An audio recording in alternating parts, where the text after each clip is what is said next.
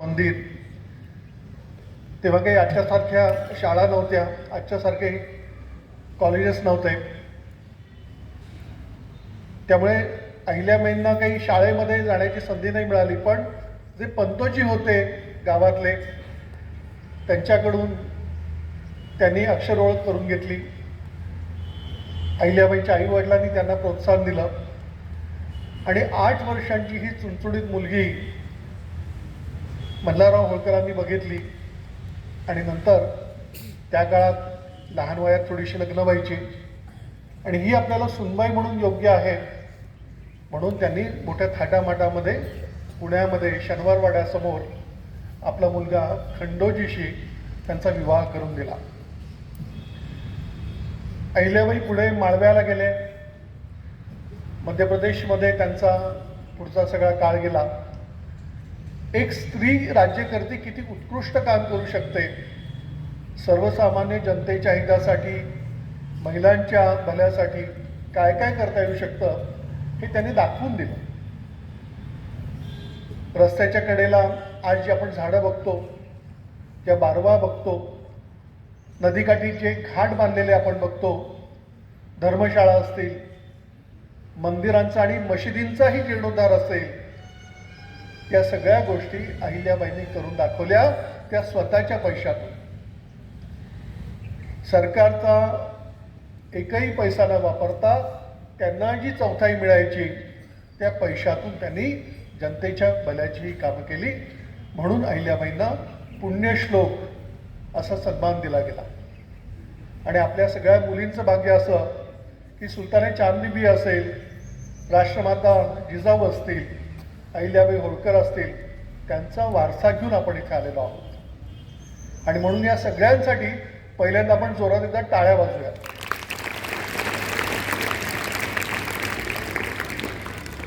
आपण ज्या भिंगारमध्ये राहतो आहोत ही देखील संतांची आणि शूरवीरांची भूमी आहे. अहिल्यानगर म्हणजे जुनं अहमदनगर शहर, त्याला आता 535-36 वर्ष झाली आहेत.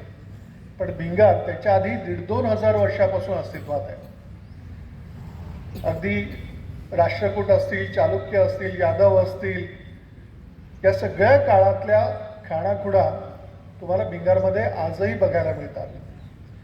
भृंग ऋषींची टेकडी असेल, या गर्भगिरीच्या डोंगर रांगेतून वाहत येणारी समंगा नदी असेल, या समंगा नदीच्या काठी शुक्लेश्वरांनी केलेली तपश्चर्या असेल, आजही तिथे शुक्लेश्वराचं मंदिर तुम्हाला बघायला मिळतं. हा सगळा 2 वर्षांपूर्वीपासूनचा इतिहास आहे. या परिसरामध्ये अनेक महत्त्वाच्या ऐतिहासिक घटना घडलेल्या आहेत. स्वराज्य संपवण्यासाठी 26 वर्ष जो दख्खनमध्ये आला होता मुघल बादशाह, ज्याने 49 वर्ष हिंदुस्थानवर राज्य केलं, त्या औरंगजेबाला शेवटी शरण यावं लागलं आणि मरण त्याचं याच भूमीमध्ये लिहून ठेवलेलं होतं. त्याला स्वराज्य संपवता आलं नाही. मराठ्यांनी घेतलेले किल्ले त्याला नेता आले नाहीत. निराश अवस्थेत जेव्हा तो निघाला होता तेव्हा शेवटचे 13 महिने हिंदुस्थानची राजधानी त्यांनी भिंगारमध्ये आणलेली होती. 1706-1707 हा तो काळ होता. आणि शेवटी जर्जर अवस्थेमध्ये वयाच्या 88व्या वर्षी औरंगजेबाने याच भिंगारच्या परिसरामध्ये शेवटचा श्वास घेतला आणि मुघलांचं पतन व्हायला सुरुवात झाली. एक मोठं राजकीय परिवर्तन भिंगारमध्ये त्या काळी घडून आलं होतं. मित्रांनो, भिंगारमध्ये ज्येष्ठ समाजसेवक अण्णासाहेब हजारे असतील, तुम्हाला माहिती त्यांचा जन्म याच भिंगारमध्ये झालेला आहे. ही जी लोहार गल्ली आहे तिथे त्यांचं घर होतं. तिथे नंतर एक नीलफलक देखील लावण्यात आलेला होता. भिंगारमध्ये अनेक मोठमोठे कलावंत, खेळाडू इथे निपजलेले आहेत. रणजी सामना ज्यांनी गाजवला ते अर्जुन बरबरे असतील, किंवा चित्रपट जेव्हा बोलत नव्हता, मुखपटाचा जमाना होता, तेव्हा इथे हिरालाल चौधरी नावाचे अतिशय उंच, पुढे 6.5 फूट उंचीचे अभिनेते होऊन गेलेले. त्यामुळं मला असं वाटतं की भिंगार म्हटलं की हा सगळा जो इथला दैदिप्यमान इतिहास आहे तो डोळ्यासमोरून सरकून जातो. भारतामध्ये अशी मोजकीच गावं आहेत मित्रांनो, जिथे काश्मीरपासून कन्याकुमारीपर्यंत आणि बंगालपासून गुजरातपर्यंत प्रत्येक राज्यातला माणूस राहतो. भिंगारमध्ये 18 पगड जाती धर्माचे लोक गेली अनेक शतकं गुण्या गोविंदाने नांदत आलेले आहेत. सगळ्या भाषा इथे बोलल्या जातात, सगळे सण सगळे उत्सव इथे साजरे केले जातात. हे केवळ कशामुळे घडलं तर कॅन्टॉन्मेंटमुळे घडलं. लष्करासाठीची जी मदत असते, जी सेवा देणारी माणसं असतात, ती इथे अनेक वर्ष राहत आलेली आहेत आणि त्यांनी भिंगारला मोठं केलेलं आहे. मित्रांनो, मी नेहमी सांगत असतो की आपला जो अहिल्यानगर जिल्हा आहे तो केवळ आकाराने महाराष्ट्रामध्ये सगळ्यात मोठा नाही. 36 जिल्हे आहेत ना आपले महाराष्ट्रामध्ये, त्यातला सगळ्यात मध्यवर्ती असलेला 7 जिल्ह्यांचा शेजार लाभलेला अहमदनगर हा आकारमानाने मोठा आहेच आहे, पण भौगोलिकदृष्ट्या असेल, पौराणिकदृष्ट्या असेल, शैक्षणिकदृष्ट्या असेल, सांस्कृतिकदृष्ट्या असेल, सगळ्या बाबतीत आपण खूप मोठे मानदंड प्रस्थापित केलेले आहेत. महाराष्ट्रातलं सगळ्यात उंच शिखर माहिती आहे तुम्हाला कुठलं? कळसुबाईचं शिखर. 1646 मीटर उंचीचं हे शिखर आपल्याच अहिल्यानगर जिल्ह्यामध्ये अकोले तालुक्यातल्या त्या आता जो सगळा मोठा भंडारदरा धरणाचा सगळा जलाशय आहे त्याच्या शेजारी उभा आहे. महाराष्ट्रातली सगळ्यात मोठी जर जलसंपदा असेल, सगळ्यात मोठ्या नद्यांची नावं जर आपण घेतली, मग गोदावरी असेल, भीमा नदी असेल, मुळा असेल, प्रवरा असेल, सीना असेल, कुकडी असेल, या सगळ्या नद्या तुम्हाला आपल्या जिल्ह्यातून, जिल्ह्याच्या शेजारून वाहताना दिसते. त्यातल्या अनेक नद्यांचा उगम आपल्याच जिल्ह्यात आहे. मुळा नदी असेल, प्रवरा नदी असेल, अकोले तालुक्यात उगम पावतात, त्यांचा संगम पुढे होतो. गोदावरी नदी जरी नाशिक जिल्ह्यात उगम पावत असली, भीमा नदी पुणे जिल्ह्यात उगम पावत असली, तरी त्यांच्या सुपीक गाळामुळं आपला हा सगळा प्रदेश समृद्ध झालेला आहे. महाभारत असेल, रामायण असेल, या सगळ्या कालखंडामध्ये अनेक घटना तुम्हाला इथे घडलेल्या दिसतील. अगदी देवदानवांचं युद्ध झालं, समुद्र मंथन केलं गेलं, अमृताच्या वाटपावरून त्यांच्यामध्ये भांडण झालं, तेव्हा विष्णूंनी मोहिनीचं रूप घेतलं. हा सगळा प्रसंग मित्रांनो आपल्याला नेवाशाला, जिथे संत ज्ञानेश्वरांनी नंतर 13व्या शतकामध्ये भगवद्गीता सोपी करून सांगितली आणि ज्ञानेश्वरीचा जन्म झाला, त्या परिसरात घडलेला आहे. मित्रांनो, महाराष्ट्रामधला सगळ्यात पहिला माणूस, पहिली मानवी संस्कृती कुठे जर असेल तर ती सगळी आपल्या नगर जिल्ह्यामध्ये होती. तेव्हा नगर नाव नव्हतं, अहमदनगर नव्हतं, अहिल्यानगर नव्हतं. तेव्हा हा सगळा जो प्रदेश होता तो दख्खनचा, दंडकारण्याचा भाग म्हणून गणला जात होता.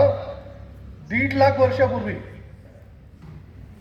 1.5 लाख वर्षापूर्वी जेव्हा माणसं कपडे घालत नव्हते, जेव्हा माणसं घरं बांधून राहत नव्हते, जेव्हा महिला स्वयंपाकघरात अन्न शिजवत नव्हत्या, त्या काळी आपल्याकडे मानवी वसाहत होती, ज्याचे पुरावे नेवासे परिसरात सापडलेले आहेत. लाडमोड टेकडी असेल किंवा दायमाबाद असेल, संगमनेरजवळचं जोरवे असेल, या सगळ्या भागात जेव्हा जमीन खोदली गेली, उत्खनन केलं गेलं, तेव्हा तुम्हाला खापरी भांडी सापडली, टेराकोटा पद्धतीचे दागिने सापडले, खेळे सापडले आणि त्याच्यावरून लक्षात आलं की मोहनजोदडो आणि हडप्पा याच्याही आधी आपल्याकडे समृद्ध अशी संस्कृती नांदत होती.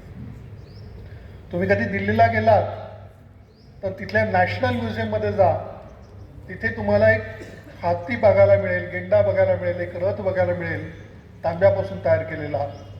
हे सगळं आपल्याकडे सापडलेलं आहे. त्यामुळे आपण जगामध्ये अतिशय पुढारलेले मानवी समूहापैकी एक आहोत आणि तो वारसा आज तुम्ही चालवत आहात. मित्रांनो, आपल्या अहमदनगरला, अहिल्यानगरच्या आधीचं नाव अहमदनगर, त्याचं लौकिक तर जगातल्या सुंदर शहरांपैकी एक म्हणून केला जात होता. कैरो आणि बगदाद तेव्हाचे अतिशय सुंदर आणि प्रगत शहर. त्याच्यानंतर तिसरं नाव कुठलं तर अहमदनगरचं घेतलं जायचं. का घेतलं जायचं तर नगरमध्ये तेव्हा बगीचे होते, तलाव होते, कारंजी होती. नगरमध्ये शिक्षणाचं केंद्र होतं. कोटला म्हणून जो भाग आहे तिथे एखाद्या विद्यापीठासारखी संस्था होती. आपल्याकडे अतिशय अवाढव्य अशा तोफा तयार व्हायच्या.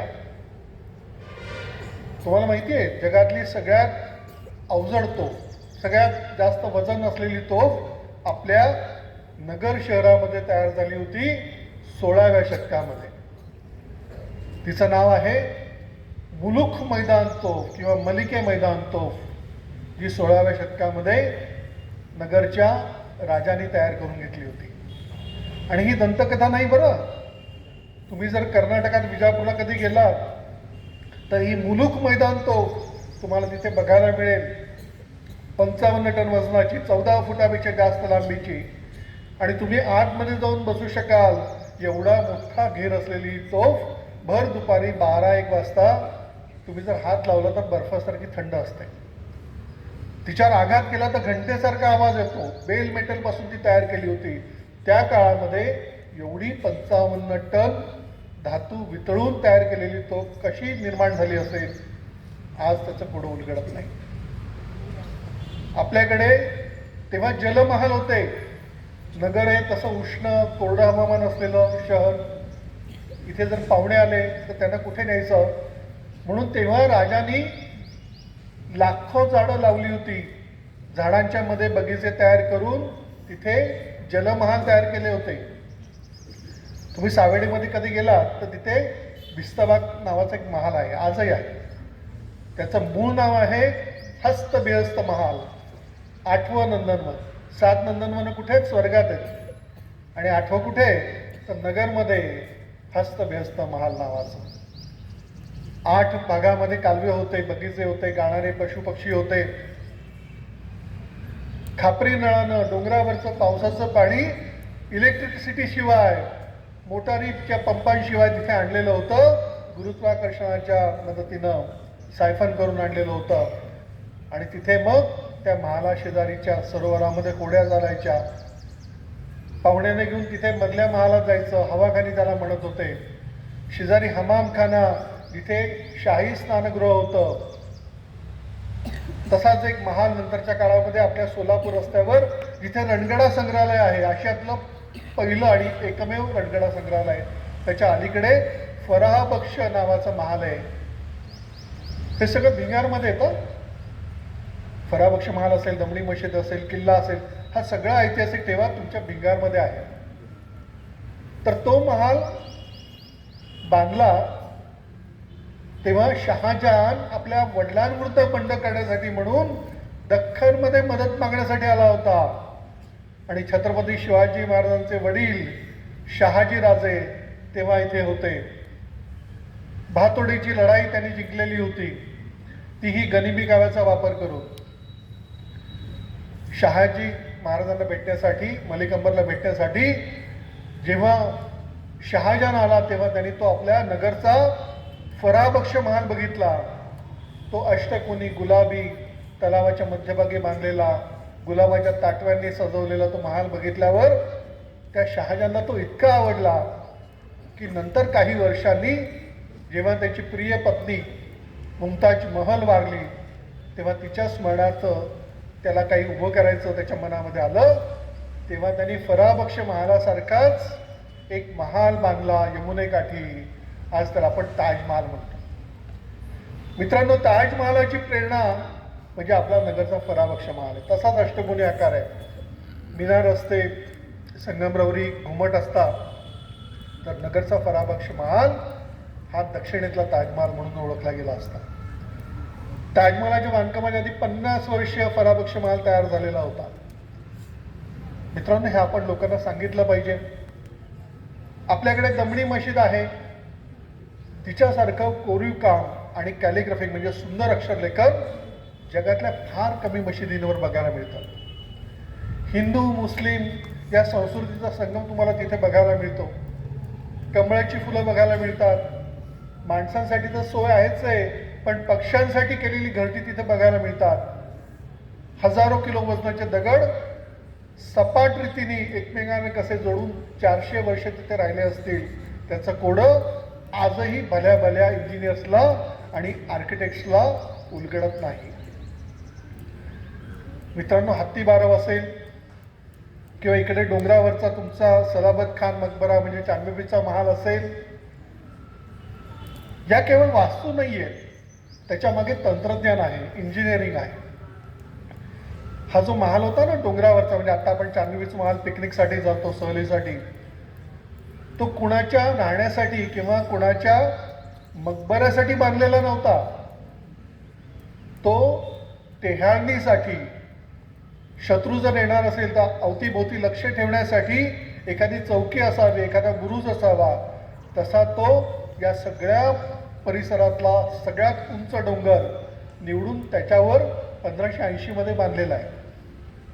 सलाबत खानाने तो बांधला. तो वजीर होता, तो मोठा इंजिनियर होता, जलव्यवस्थापन तज्ज्ञ होता, आणि त्याने अशा पद्धतीने हा अष्टकोनी महाल बांधला की तिथून 30-35 किलोमीटर अंतरात कुठेही हालचाल असेल तर ती एका डोंगरावरून दुसऱ्या डोंगरावर, तिथून तिसऱ्या, तिथून चौथ्या, असं करत ह्या महालापर्यंत येत होती आणि तिथून थेट किल्ल्यामध्ये ती माहिती गुप्त पद्धतीने, सांकेतिक पद्धतीने पोहोचवली जायची. जगात कुठेही अशा प्रकारची यंत्रणा अस्तित्वात नव्हती, तेव्हा ती आपल्याकडे होती. आणि ती वास्तू इतकी भक्कम, 400 वर्ष होऊन गेली, एकही दगडाचा चिरा जागचा हललेला नाही. मित्रांनो, भूकंप झाले असतील इतक्या वर्षात, वादळं आली असतील, ऊन वारा पाऊस तर ठरलेलाच असतो, तरी देखील एकही दगड निखळू शकत नाही. हे सामर्थ्य आपल्या नगरच्या अभियंत्यांचं आहे. आपल्याकडे तेव्हा किल्ल्यासारखी अतिशय मोठी वास्तू उभी राहिली. हा जमिनीवरचा किल्ला आहे. डोंगरावरचे किल्ले नीट राहत नाहीत, जमिनीवरचे किल्ले तर सहज जिंकले जातात. पण मित्रांनो, आपला नगरचा भुईकोट किल्ला 500 वर्षामध्ये कुणालाही सरळ लढाईमध्ये जिंकता आला नाही. हा किल्ला अशा पद्धतीने बांधलेला आहे की अगदी जवळ जाईपर्यंत तो दिसतच नाही. तुमच्यापैकी अनेकांनी अजून किल्ला बघितला पण नसेल, कारण तो लष्कराच्या ताब्यात आहे. बशीसारखा खोलगट भाग तयार करून मग पोर्तुगीज इंजिनियर्सची मदत घेऊन त्या किल्ल्याची पुनर्बांधणी करण्यात आली. तुम्ही किती फेरा मारा, किती चक्रा मारा, तुम्हाला किल्ल्यातला एकही महाल बाहेरून दिसत नाही.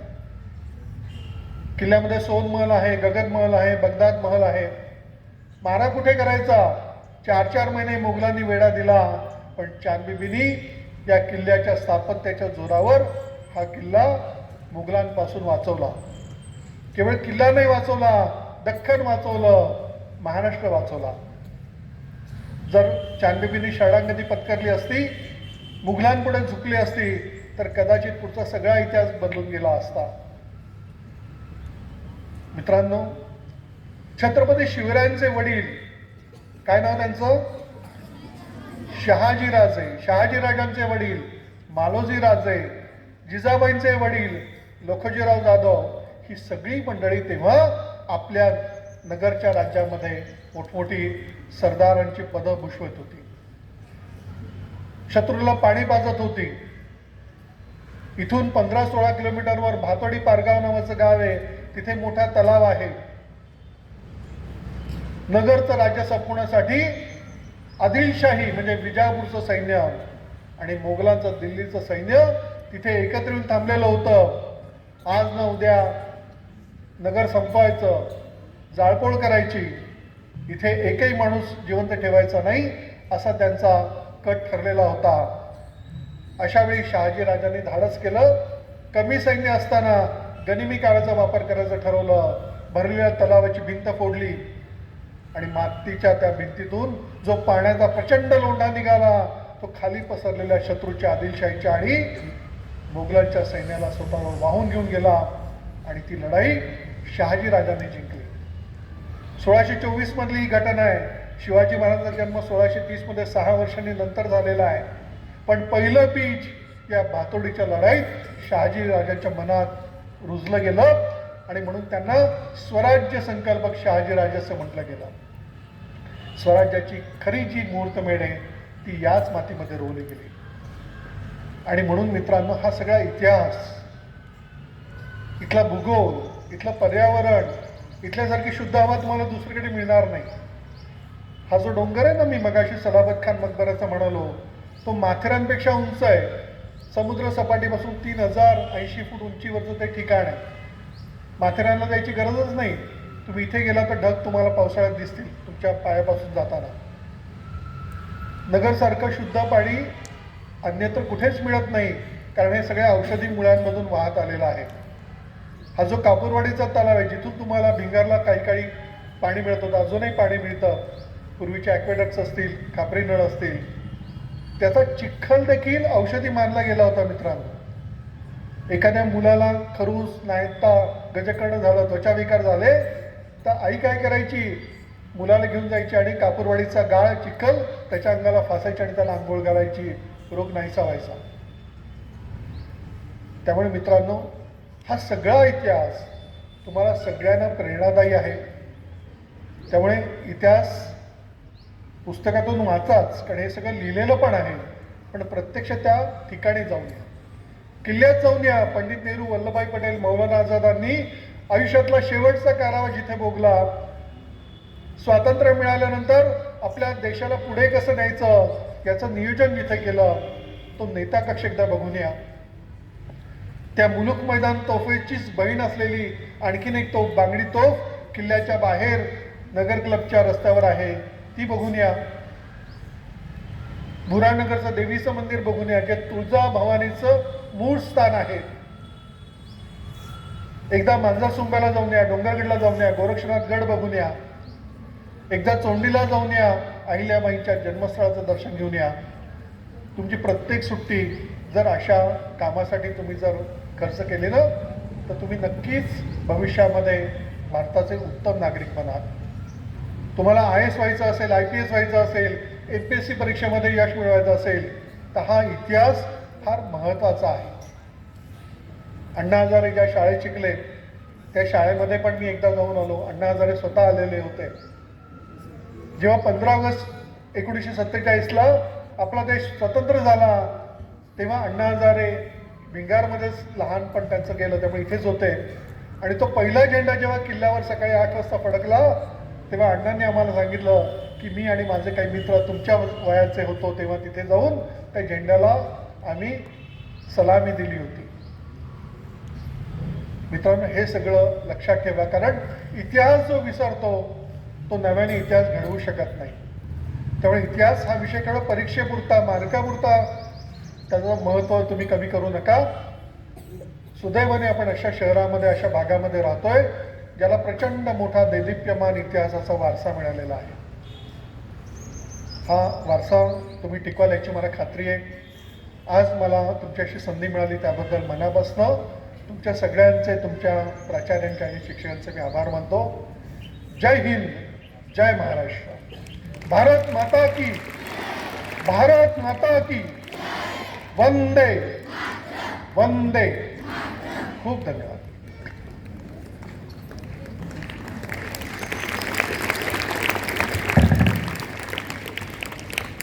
धन्यवाद सर. अतिशय कमी वेळामध्ये अहिल्यानगरकरांना अहिल्यानगरची यात्रा या भिंगार वास्तूमध्ये आपण आपल्या शब्दातून मांडलेली आहे. फक्त विद्यार्थीच नव्हे तर आम्ही सर्व अध्यापक, लिपिक, सेवक सगळेजण या यात्रेमध्ये सहभागी झालो होतो. कारण विद्यार्थी मित्र हो, आपण ज्या गावामध्ये राहतो, भृंग ऋषीच्या या पावनभूमीत, शुक्लेश्वर मंदिराच्या सानिध्यात, भुईकोट किल्ल्याच्या इतिहासात, चांदबिबी महालाच्या सानिध्यात राहत असून सुद्धा या वास्तू नेमक्या काय आहेत, कोणी बांधल्या, त्याचा इतिहास काय, हा अतिशय मोजक्या शब्दात आणि थोडक्यात परंतु संपूर्ण अहिल्यानगरची यात्रा आपल्या मनोगतामधून आपण विद्यार्थ्यांच्या समोर मांडलेली आहे.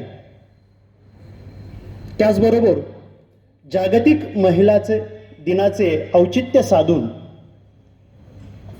या देशाचा प्रथम नागरिक राष्ट्रपती पदापासून ते आपल्या जिल्ह्यापर्यंतचं स्त्रीचं कौतुक, स्त्रीचा गौरव हाही आपल्या मनोगतातून व्यक्त झालेला आहे. या निमित्त आभार व्यक्त करण्याकरता मी आपल्या विद्यालयातील श्री काकडे सर यांना विनंती करतो की त्यांनी आभार व्यक्त करावेत.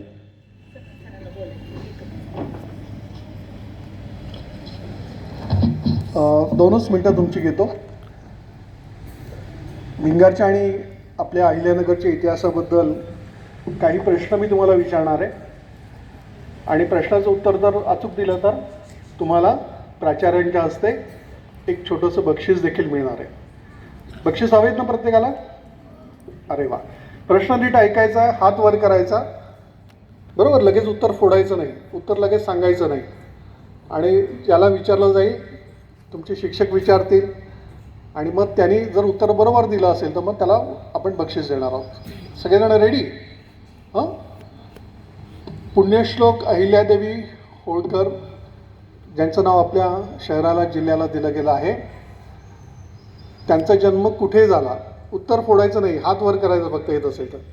अहिल्याबाईंचा जन्म आपल्या जिल्ह्यातल्या कोणत्या गावी झाला? हां, ती मोठ्याने उत्तर दे. काय नाव? सौंडी. अरे वा, ये पुढे पटकन. अरे अभिनंदन. वा वा वा. पहिल्याच प्रश्नाचं अतिशय अचूक असं उत्तर दिलं. अहिल्याबाईंचा जन्म आपल्या जिल्ह्यातल्या जामखेड तालुक्यातल्या गावात सन 1725 मध्ये झाला. ये पण. काय नाव तुझं? अक्षताला आपण बक्षीस देऊन तिचं कौतुक करू. सगळ्यांनी टाळ्या वाजवायच्या.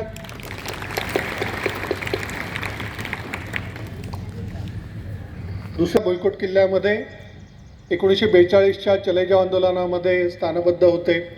एकूण 12 नेते होते. पंडित नेहरूंनी या किल्ल्यामध्ये जगप्रसिद्ध पुस्तक लिहिलं. पंडित नेहरूंनी नगरच्या किल्ल्यात लिहिलेल्या त्या पुस्तकाचं नाव काय? हात वर करा येत असेल तर. शिक्षकांनी सांगायचं कोणाला तरी. हात वर केलेल्यांपैकी बाईंनी पण हात वर केलाय. हां, ये पुढे. काय नाव? डिस्कवरी ऑफ इंडिया, भारताचा शोध. फक्त 5 महिन्यामध्ये हा ग्रंथ पंडितजींनी आपल्या किल्ल्यामध्ये लिहिला, ज्याचा अनुवाद साने गुरुजी आणि करंदीकरांनी नंतर केला, भारताचा शोध या नावाने. अभिनंदन. काय नाव तुझं? जोया शेख. अभिनंदन. टाळ्या वाजवूयात आपण. तिसरा प्रश्न. आपल्या जिल्ह्यामध्ये अनेक धार्मिक स्थळं आहेत, अनेक जुने वाडे आहेत, महाल आहेत. त्यातली एक महत्त्वाची वास्तू म्हणजे सोलापूर रस्त्यावरची जलमहालाची वास्तू. जसा मी उल्लेख केला, ताजमहालाचं संकल्पना, ताजमहालाची प्रेरणा त्या इमारतीपासून शहाजहानने घेतली. त्या महालाचं नाव काय? ताजमहाल ज्याच्यावरून बांधला गेला ती नगर शहरातली मूळ वास्तू, जो महाल. मुलांकडून मला वाटतं एखादा प्रश्न त्याचं उत्तर यायला पाहिजे. हात वर नाही येत कोणाचा? ठीक आहे. कोण सांगताय मुलींपैकी? हां, फराबक्ष महाल. अगदी बरोबर. ये पुढे.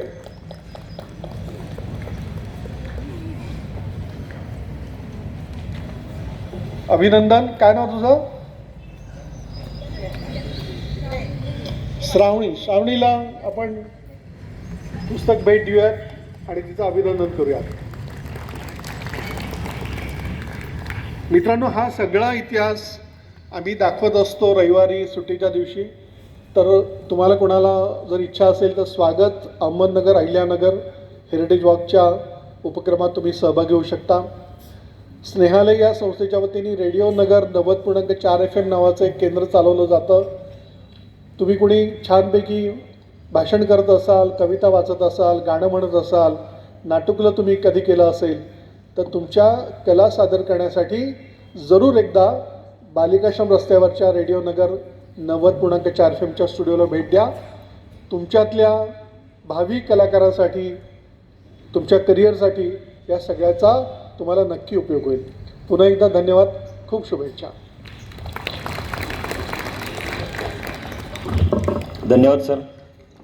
सन्माननीय ज्ञानपीठावर विराजमान असलेले सर्व सन्माननीय मान्यवर, सर्वांना सर्वप्रथम सस्नेहस नमस्कार.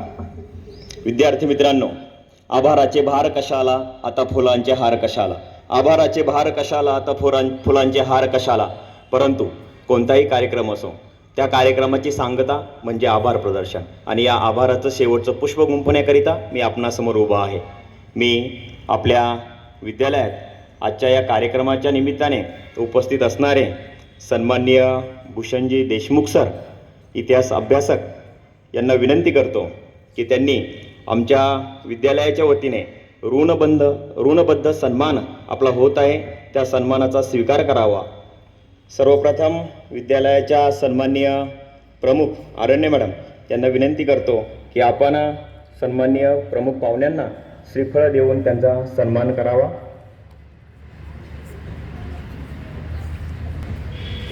विद्यार्थ्यांनी टाळ्यांच्या गजरात सन्मानाचं कौतुक करायचं. त्याप्रमाणे विद्यालयाचे उपप्राचार्य सन्माननीय वारुळे सर यांना विनंती करतो की आपल्या शुभ हस्ते प्रमुख मान्यवरांना लेखणी देऊन त्यांचा सन्मान करावा.